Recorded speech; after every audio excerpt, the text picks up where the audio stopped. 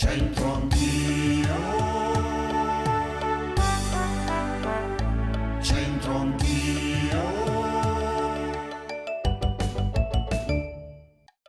Ben ritrovati, in apertura di puntata oggi vi raccontiamo il famoso gallo di Ramperto, lo conoscete? Stava sul campanile di San Faustino ed oggi nel Museo di Santa Giulia. Restate con noi, grazie. Il gallo cosiddetto del vescovo Ramperto è un segnavento girevole collocato in origine sul campanile della chiesa di San Faustino a Brescia. L'opera risale alla prima metà del IX secolo ed è caratterizzata da una struttura in ferro su cui è fissata una duplice lamina di rame decorata a sbalzo. L'elemento più interessante del reperto è sicuramente la coda, costituita da 5 penne larghe e piatte che permettevano al gallo di indicare la direzione del vento. Sulla penna più lunga della coda sono visibili frammenti di un'iscrizione latina. Sulle piume è inoltre visibile un piccolo graffito che riporta probabilmente la firma dell'autore.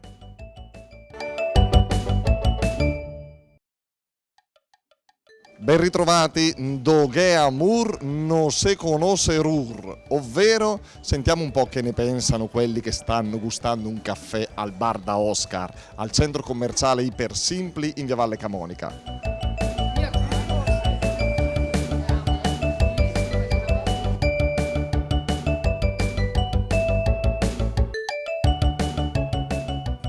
C'è l'amore? Non si conoscono errori.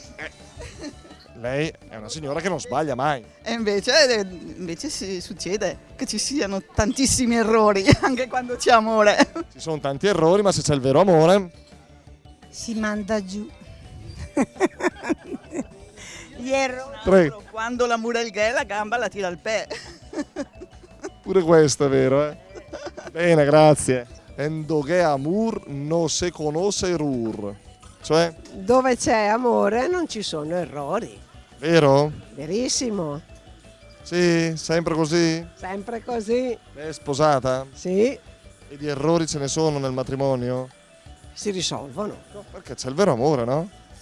E come facevamo a non fermarci di fronte a così tanta simpatia e bellezza? E lei la signora, come si chiama? Sara. Sara sposata? Sì, sì, Con la sì. bimba che vediamo. Sara, Ndoghe Amur no se conosce Rur, cioè?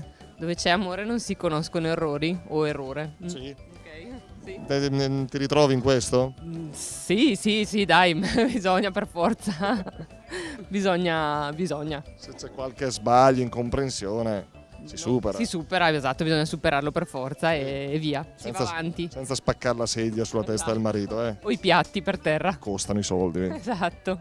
Angelo, il dialetto lei lo conosce? Certo, sicuramente. È anche sposato magari? Sì, E allora è quello che fa per noi. Fermo qui Angelo. Ndoghe Amur no se conosce Rur.